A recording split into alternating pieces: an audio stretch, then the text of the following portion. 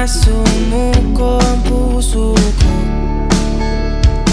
sa paulit-ulit na pagkakataon na nasaktan na bigo.